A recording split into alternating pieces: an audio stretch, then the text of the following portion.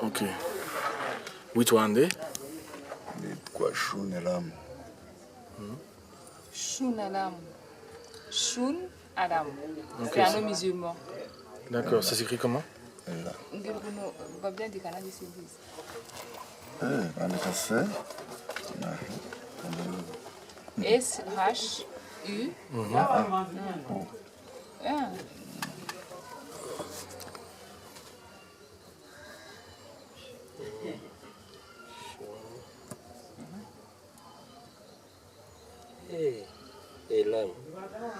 Elam. Elam.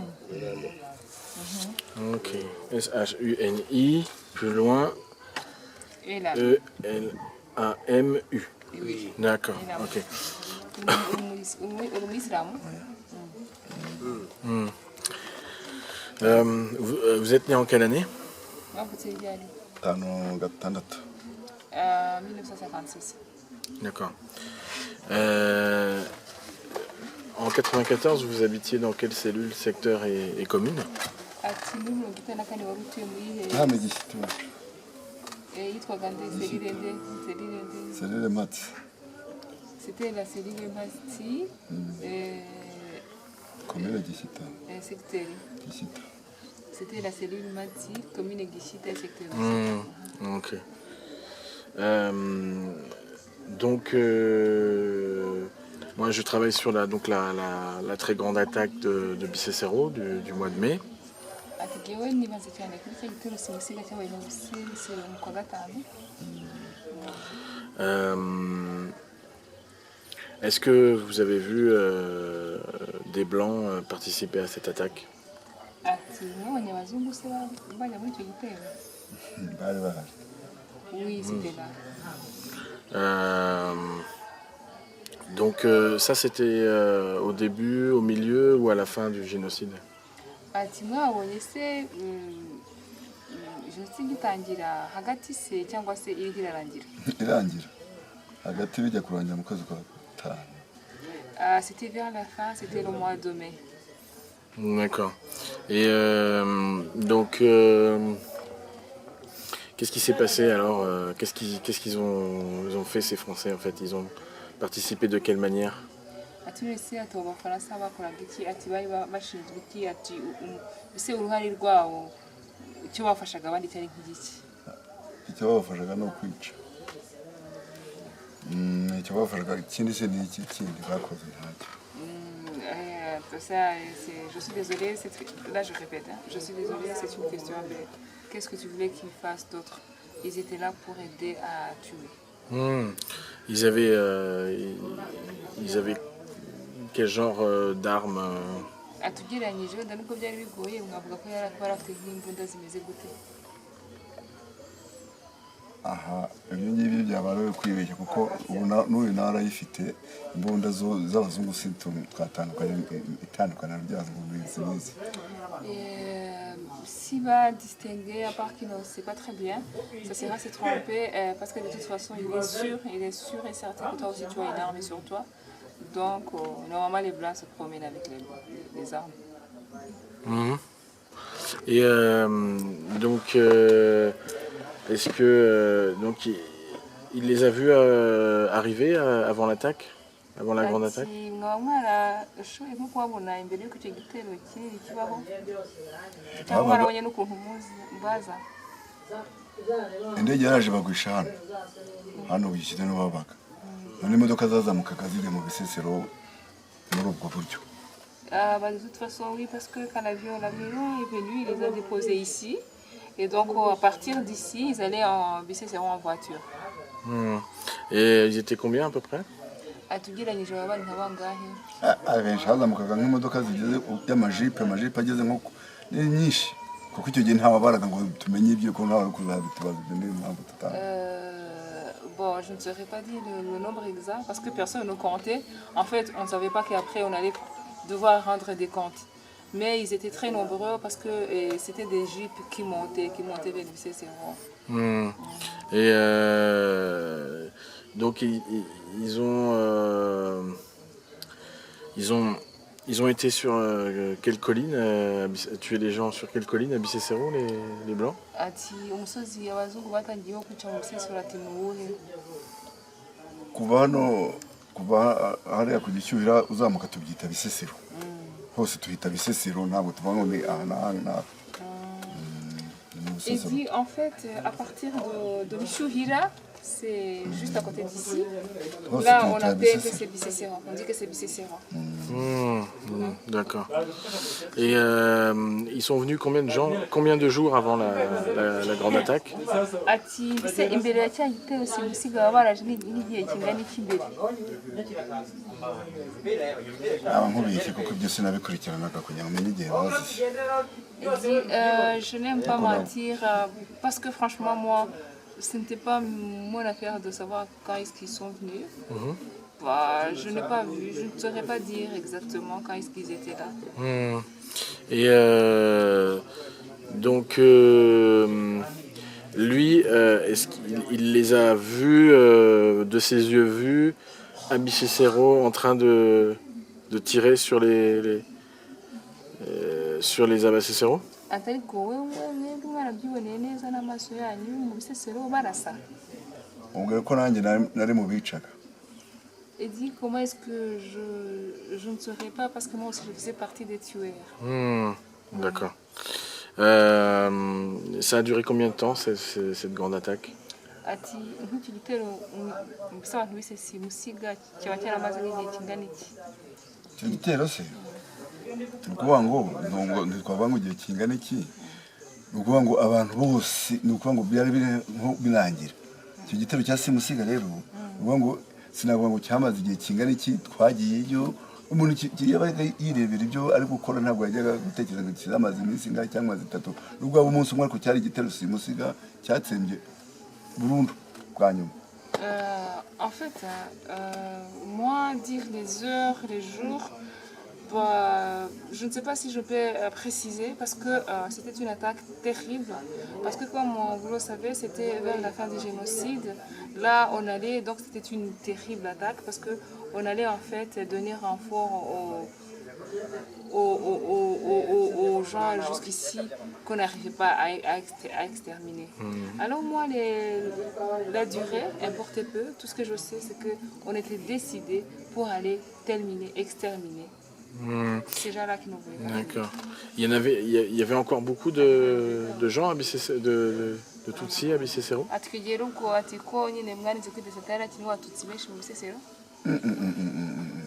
Abenshi bari munsi y'ibiti no kugira ngo icyo gitero kibe cya simusiga nuko bajyagayo bakabizeza ngo bagiye kubakiza nawe uri uburyo bwo kubavana mu mashyamba iyo bari kugira ngo babone uburyo bicwa.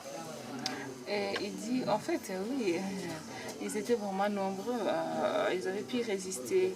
Et d'ailleurs, on dit que cette attaque était simusiga parce que justement c'était une attaque décisive. On voulait venir au bout de ces gens. Et puis, même ceux qui étaient cachés sous les arbres, quand ils voyaient les Blancs, ils croyaient peut-être qu'ils venaient les sauver. Du coup, tout le monde sortait. Et d'accord. Et après ça, donc il y avait encore enfin non. Est-ce que les Blancs sont restés après cette grande attaque? nyuma y'icyo gitero se cyangwa ari cya simusiga abafaransa baba barahagumye cyangwa cyararangiye barigendera? Abafaransa ubu icyo gitero bamaze icyo gitero cya nyuma twahise dufashamo turahunga, ariko twahunze njye nahunze abafaransa bari hano. Et il dit, en fait, les Français sont restés. Moi, je me rappelle bien que les dernières attaques, j'étais plus ici, j'étais partie. Mais moi, quand je suis partie, les Français étaient encore ici. Donc, il est parti à peu près combien de temps après la grande attaque? Ati mwaragiye mu kwezi kwa kangahe mwagiye igihe kingana iki nyuma y'icyo gitero cya simusiga? Tujya he? Muhunga. Duhunga. Nta tariki nakubwiye ko twahunze mu kwezi kwa gatandatu. Je peux pas dire la date exacte, mais je sais qu'on est parti au mois de juin. Et lui, il est parti où? Au Congo? Ati mwe mwahungiye he? Muri Congo. Et D'accord. Et il est parti en même temps que les autorités de Gishida? ati ubwo rero wajyaniranye n'abategetsi bo muri Gishita wowe? oya twajyanye bagiye imbere yanjye nko nk'iminsi ibiri. Non, on n'est pas partis ensemble. Eux, ils étaient partis 2 jours avant moi. Est-ce qu'à ce moment-là, il y a eu un incendie au bureau de la commune? Kubera ko icyo gihe ngo habayeho inzu ya komine yaba yarahiye. Yarahiye. Oui, il a scandale. Ibiro bya komine hakurya hariya. Barayitwitse. Ni bande bayitwitse? Ntabwo nakubeshya. Mais je ne sais pas qui a brûlé ce bureau. Et donc cette grande attaque, c'est combien de temps après Combien de temps après il part, il fuit à peu près? Ati wowe ugereranyije ati wumva ko waba warahuze nyuma y'iminsi ingahe ugereranyije n'icyo gitero cya simusiga cyabaye mu Bisesero? Impamvu ntabikubwira ngo mbimenye ni uko sinzi ko ari uzabimbaza ntabwo nabyitayeho rero. Voilà pourquoi je ne dirais pas la date ni quand, parce que là ce n'était pas vraiment mon affaire. Je ne pouvais pas penser qu'après, je devrais répondre à ces questions. Je ne savais pas qu'il y aurait personne. Non, je ne parle pas de date, mais de durée, en fait. Il est parti combien de temps à peu près après la grande attaque? Ati kuko icyo gihe ntabwo biba byoroshye ariko arakubaza ugereranyije mbese ni ryari utavuze amatariki ariko ukagereranya. Mu kwa gatandatu. Nahunze mu kwa gatandatu. Il dit, tout ce que je sais, c'est que moi, j'ai fui au mois de juin. D'accord, ok. Donc, quand les... Bah, vas-y, pose directement la question. Ati uribuka neza ko hari igihe abafaransa bigeze kuza ibyo bitero byararangiye n'abasese baragize bakabwira ngo bazaza kubakiza ati nyuma bakagenda bakamara iminsi 3 nyuma y'iminsi 3 ko baza niho noneho n'abari basigaye baje interahamwe n'abandi bantu bari mu bwicanyi bakabamara. Ati ibyo ntabwo ubizi ntiwari uhari wari yamaze guhunga. Nyine urabizi ko hari igihe ngo abafaransa bagiye bakabwira abasesero ko ngo bazabafasha bari kumwe witwa Twagirayezu. Hanyuma bakabwira ngo nibihangane iminsi 3. Hanyuma ngo muri iyo minsi 3 ngo muri minsi 3 nibwo bashize. Nibwo kuko bari mu bihuru noneho bababeshye ngo bazaza ngo babakize babavanemo. Noneho igihe bavuyemo bavuga ngo ngikurikira amazungu ubwo abazungu baje noneho haje aho habaye icyo kibazo cya burundu cyo kurangiza ubwo bwose bwari bwakaranze iyo mu bihuru. Mwari mwarahunze? Oya. Donc en fait il dit oui, je connais cette période. C'est vrai que la stratégie que les Français ont utilisée, ils sont venus, ils les ont dit qu'ils allaient les sauver et que donc ils devaient patienter 3 jours. Et quand ils sont partis, c'était pendant ces 3 jours-là qu'ils nous ont dit que donc maintenant c'est le moment. Alors c'est là où vraiment où on a exterminé même ceux qui restaient. Là je n'étais pas encore partie. Et l'attaque dont il nous parlait, la grande attaque dont il nous parlait tout à l'heure, c'est celle-là ou c'est une autre? None se igitero simusiga mwatubwiraga mu kanya kashize ni cya kindi cya mbere cyo mu kwa gatanu cyangwa n'icyo ngicyo? Hari igitero ntabwo cyabaye kimwe cyari byahoragaho byariho buri gihe ubwo rero kuvuga ngo simusiga ibintu twagendaga bavuga ngo ntihagire usigara niyo mpamvu bavuze ngo ni simusiga. Bon, en fait le mot simusiga peut-être c'est les bassistes qui disent ça, mais pour nous chaque attaque était simusiga. Donc on préparait une grande attaque. Donc là, peut-être vous voulez parler, ça c'est ce qu'il a dit, du premier attaque du Yom Kwezi kwa gatanu. Iyo wavugaga ndi simusiga yabaye nini Yom Kwezi kwa gatanu? Kwa gatanu. Oui. La première attaque simusiga a commencé, donc c'était le mois de mai. Mais même toutes les attaques, moi je les appelle simusiga. Et donc les 3 jours où les Français avaient promis de les sauver, et effectivement ils ont sauvé les derniers rescapés. Cette période-là, donc c'est et l'autre grande attaque, c'est l'autre grande attaque où ils tiraient eux-mêmes. C'est ça, les Français tiraient eux-mêmes. Donc icyo gitero simusiga ibyo bitero bya mbere abafaransa ubwo birasiraga byandi byo mu kwa gatanu n'icyo kindi bagiye bakabasiga none n'interahamwe zikaza zikabica. Ntabwo cyari kimwe nibyo nagusobanuriye kwitwa izina ngo simusiga nuko wagendaga atagira umuntu usiga aho. Oui, c'est ça, mais en fait, moi, là où je ne suis pas d'accord avec vous, c'est ce nom-là, Simusiga. Parce que Simusiga, en fait, c'était toutes les attaques, nous, on les appelait Simusiga. Mais oui, c'est vrai que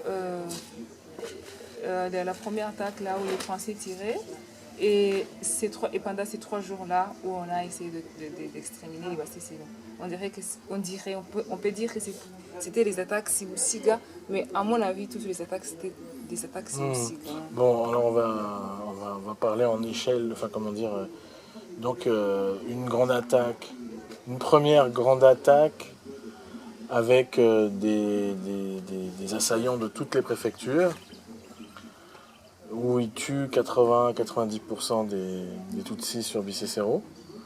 Et puis une deuxième attaque, où là c'est les 3 jours où les Français disent qu'au final ils ont sauvé les derniers survivants. Ils les ont même amenés en camion à Amboura, en zone FPR. Et là, c'était exterminer les derniers survivants, c'est-à-dire les 2000 derniers survivants, alors que la première attaque c'est 50 000 personnes. Ati ndabyemeranya nawe kuko n'ibyo uvuga ati abantu bagiye gutera baba bavuga ko ari Simusiga. Atari ko atereka tubishyire mu byiciro. Ati uzi ko hari ibitero ibyo byaje byo mu kwezi kwa 5 naho interahamwe zindi zose zaje zambaye ibintu byose ziva igihugu cyose. Atariho nyine hariho nabo bafaransa ubwa mbere. Ati icyo nicyo twakwita igitero cya mbere kinini cya Simusiga. Ati ikindi cya kabiri se ati wakita hahandi muri ya minsi 3 abafaransa babwiraga ko bazabakiza ariko nyuma baje no kubakiza nyuma y'iyo minsi 3 ariko nanone abasigaye bapfuye. Ni ukuvuga ngo hariya muri icyo gitero ubwo baraje baravuga bati igitero cya mbere cyo cyarabaye nk'uko bisanzwe kirarangira, ariko nyuma yaho abafaransa baje kabiri bazi nanga baraje bwa mbere baragenda barongera baragaruka bwa kabiri. Rero icyo cya kabiri kindi bavuga ngo muri iyo minsi 3 gihe sinshobora kuba nisobanukirwa ko sinari mari abo mpamya ni kiriya cya mbere cya Simusiga. Il dit c'est vrai qu'il a entendu dire pour les attaques de 3 jours. Hein. Il dit là, en tout cas je ne faisais pas partie. Mais cette attaque-là, la première attaque Simusiga, c'était la première fois où on attaquait avec les Français. Là où vous avez dit que les Interahamwe venaient de partout. Oui, là c'était, si vous voulez, la première attaque Simusiga. Il paraît qu'il y a pour 3 jours, d'ailleurs vous aussi vous êtes en train de dire pour les 3 jours. Mais ça je ne peux pas dire grand chose parce que je ne faisais pas partie. Ah, tu veux dire la deuxième, quand il parle de la deuxième. Et à un moment il dit qu'ils sont revenus, qu'ils sont partis. Uvuze ko abafaransa baje bwa mbere bakagenda. Hari ryari mwabishyira ryari. Ubwo kuba ari ukubeshya. Burya uteganya ikintu ari uko uvuga ati ndahari uzabimbaza ukabishyira ku murongo ku matariki ku itariki. Oya burembe kubwe nta nkubeshya. Moi, tout ce que je peux dire, c'est comment je les ai vus. Mais sinon dire que je les ai vus telle date, moi je n'aime pas mentir. Parce que si je savais que peut-être à cette heure-ci, je devrais répondre à ces questions, peut-être j'allais me souvenir des dates. Mais moi, quand je les voyais, je faisais ce que je faisais. Je ne m'occupais pas de savoir c'est quelle date et c'est quelle période. Non, moi aussi, c'est pas ce qui me préoccupe, les dates. D'accord ? Donc je lui ai décrit des événements. Donc par exemple, une grande attaque avec toutes les préfectures où les Tutsis étaient encore très nombreux à Bicécéro. Et puis, à la fin, vers la fin, une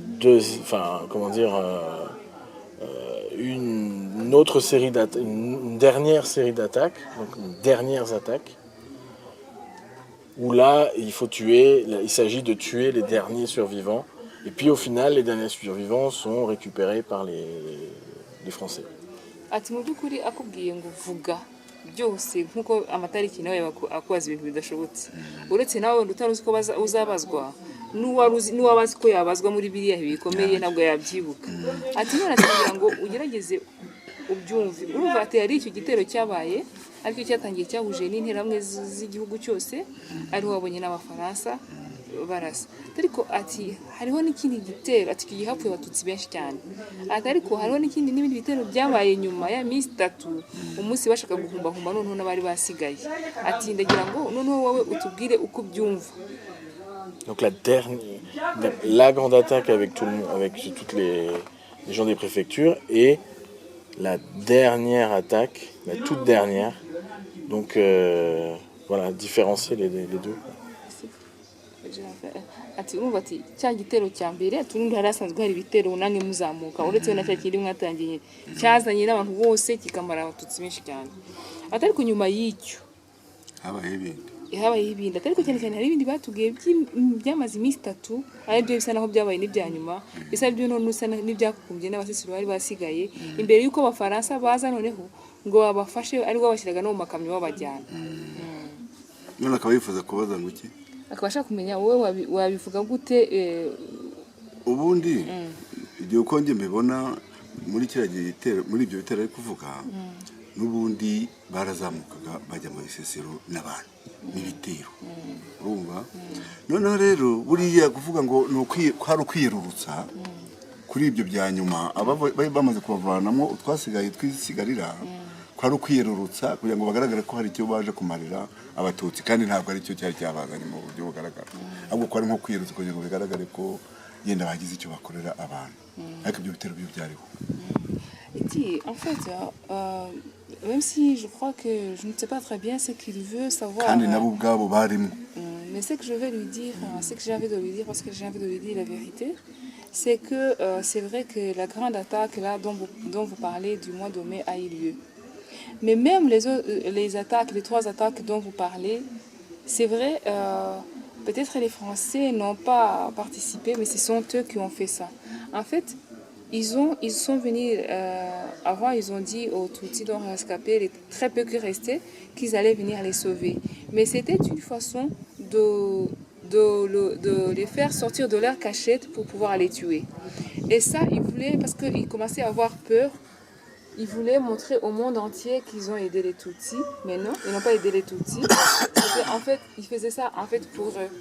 Et oui, c'est vrai, après 3 jours, ils sont venus les sauver, mais ils n'ont sauvé personne parce que presque tout le monde était tué. D'accord.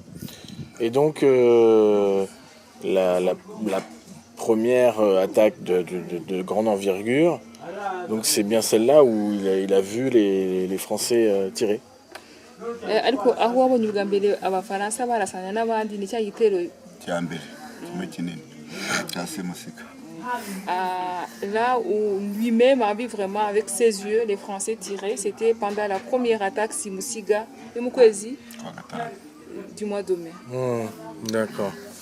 Est-ce qu'il a d'autres informations justement dans ce cadre-là à nous donner? Est-ce que... Atese ngombwa ati nawe mufite amakuru mutubwira mwatubwira yandi amakuru yandi cyetse ari icyo mutubaje tukaba twabasubiza ariko amakuru tutabura kuvuga nuko bari abantu baduhemukiye bari abafaransa baraduhemukiye kuko baje bitwaje ngo baje kurengera abantu noneho abantu bapfa ahubwo aribwo bahageze biruta uko mbere byari bimeze ariko tugiye bahemukiye abatutsi shite n'abatutsi. Donc elle dit, en fait, c'est comment je vais dire. En fait, je vous répondrai la question que vous allez me poser.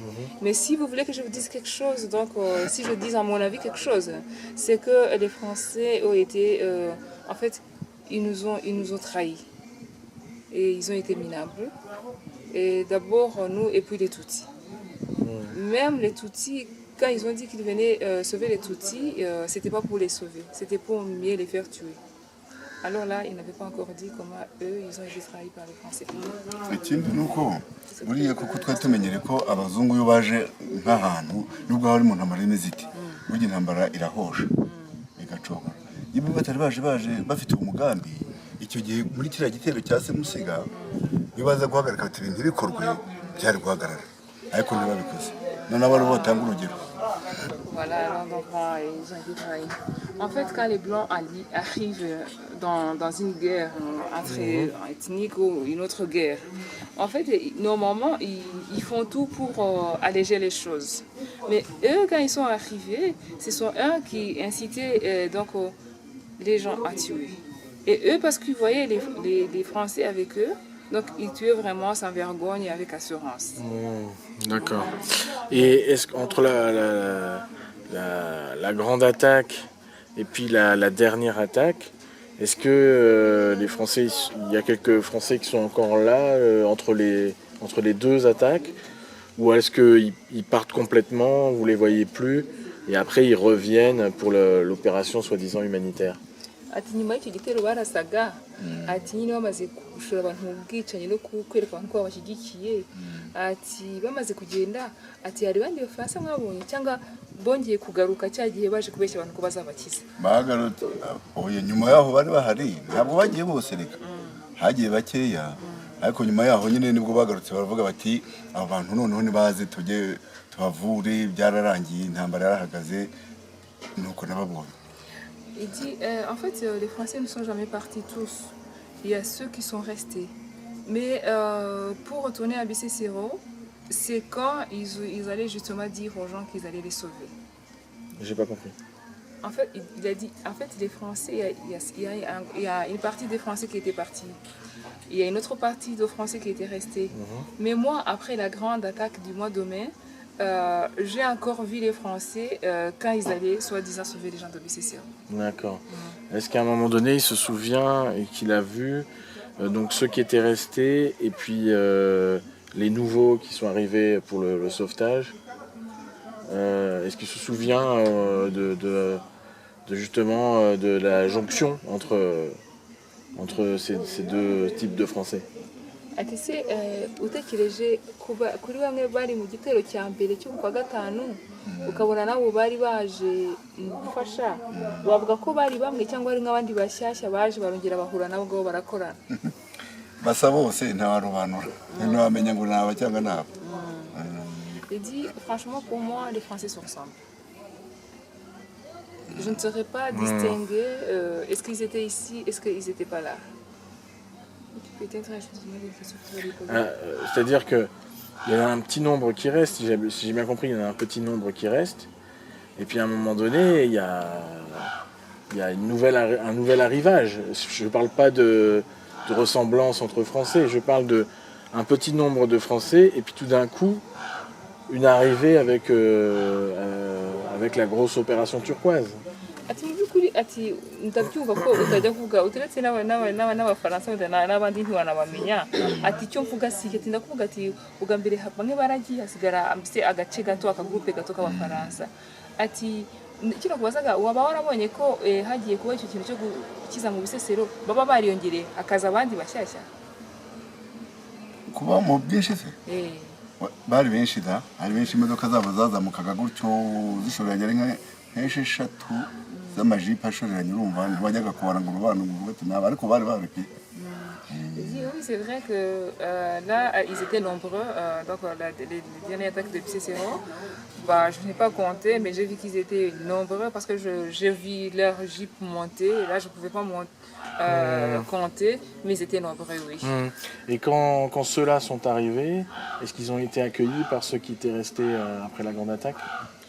Ati ibyo ngibyo iyo igihe bagendaga bavuga ngo bagiye kubakiza, ati umunsi igihe bababeshya ati bakiriwe n'abasigaye, donc abo twakwita ba rescapés bari bashoboye gucika bya bitero bindi bo mu Bisesero. Nibo babakiriye nyine kuko nibo basanze akagiye gacika ku icumu, nibo basanze mu Bisesero. Oui, je suppose, parce qu'ils allaient vers eux, alors je suppose qu'ils ont été accueillis par ces gens qui avaient pu s'échapper. Je n'ai pas compris qui avait pu s'échapper. Et donc, je leur posais la question, est-ce qu'ils ont été accueillis par des Bassécéros? Non, je ne te parle pas du tout de ça.